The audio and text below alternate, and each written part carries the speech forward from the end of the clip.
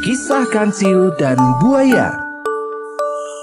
Di sebuah hutan belantara yang luas, tinggallah beraneka macam satwa. Salah satunya adalah seekor kancil. Kancil yang satu ini terkenal akan kepintarannya. Selain pintar, ia juga sangat ramah. Hai bebek, asik sekali kamu berenang. Iya Kancil, air di sini sangat segar. Semua hewan di hutan itu merasa senang dengan Kancil. Selamat pagi Kancil. Selamat pagi berang-berang. Sedang jalan-jalan, Kancil? Iya Kura, hari ini udara segar. Sayang kalau dilewatkan.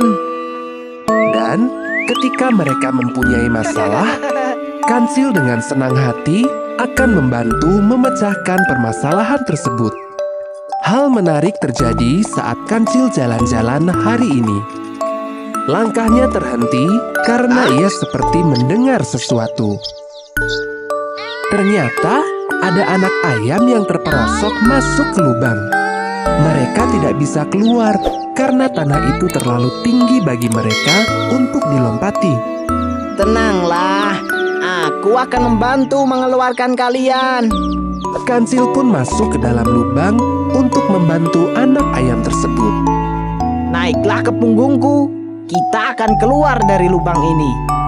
Satu persatu, anak ayam itu naik ke atas punggung Kancil. Dengan mudahnya, Kancil membawa keluar anak-anak ayam dari dalam lubang. Setelah keluar dari lubang, Kancil mengantarkan anak ayam itu ke induknya. Sepanjang perjalanan, mereka bernyanyi bersama. Aku anak sehat, tubuhku kuat. Na na na na na na na na na na na. Aku anak sehat, tubuhku kuat. Na na na na na na na na na na. Tak begitu lama, Kancil melihat seekor induk ayam yang terlihat bingung. Nampaknya ibu kalian sedang mencari kalian. Hai induk ayam, sepertinya kau mencari anakmu. Mereka tadi terperosok. Lalu aku membantunya keluar. Oh, anak-anakku. Nah, turunlah prajurit-prajurit kecil. Mereka pun turun satu persatu dari punggung Kancil. Induk ayam senang telah ditolong oleh Kancil. Terima kasih, Kancil. Makasih, Tuan Kancil. Sama-sama, jaga mereka baik-baik. Sampai jumpa. Dadah. Hati-hati, Tuan Kancil. Kancil pun melanjutkan perjalanannya. Di tengah perjalanan, ia merasa lapar dan mulai memakan dedaunan yang segar. Hah, dedaunan ini belum cukup membuatku kenyang. Kancil kemudian melanjutkan perjalanan untuk mencari makanan lain yang lebih segar. Semakin siang, cuaca terasa semakin panas. Sinar matahari hari ini sungguh terik. Aku jadi haus. Kancil pun berhenti di tepian sungai untuk melepas dahaga. Segarnya air sungai ini.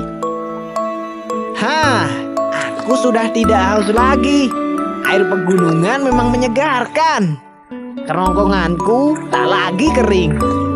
Selesai minum, Kancil melihat sesuatu yang menarik di seberang sungai. Itu pohon buah-buah yang segar. Namun sayangnya, arus sungai itu begitu deras. Kancil tak berani menyeberangi sungai itu.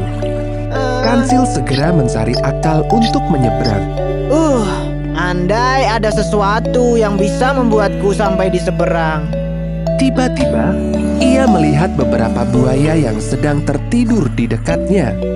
Aha, aku jadi punya ide. Aku bisa memanfaatkan buaya-buaya ini. Kancil pun membangunkan salah satu buaya. Buaya, bangunlah sejenak. Hei, kenapa membangunkanku? Kau mau menjadi santapanku? Tenanglah dulu. Aku membangunkanmu untuk memberi berita baik bagi kalian semua. Aku membawa hadiah daging yang segar dari raja. Untuk itu, aku harus menghitung jumlah kalian. Berjajarlah sepanjang sungai agar aku mudah menghitungnya. Benarkah? Kalau begitu, akan kupanggilkan teman-temanku lainnya. Buaya lalu mencebur ke sungai untuk memanggil teman-teman lainnya. Sementara itu, Kancil tertawa kecil. Semoga saja buaya-buaya itu terperdaya oleh tipuanku. Hai teman-teman, kemarilah.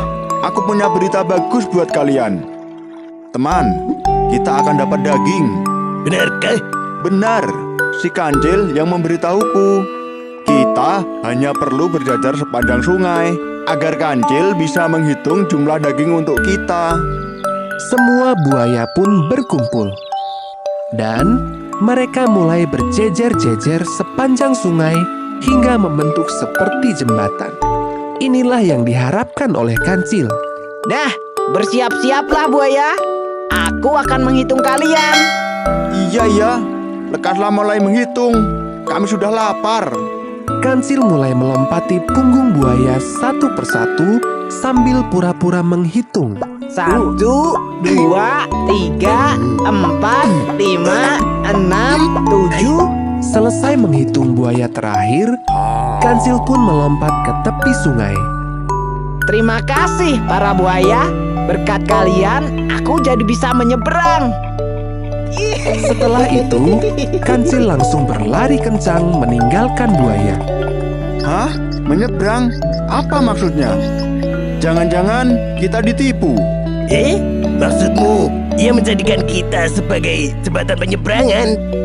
Buaya pun menjadi kesal karena ia merasa ditipu oleh Kancil. Awas kau Kancil! Sementara itu, Kancil berhasil menjauh dari para buaya. Dan kini ia sedang menikmati buah-buahan yang segar.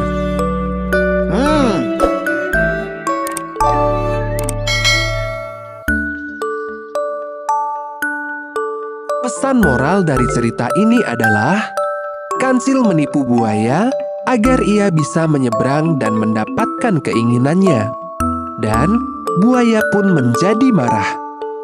Ingat ya, semua perbuatan jelek hanya akan menambah musuh.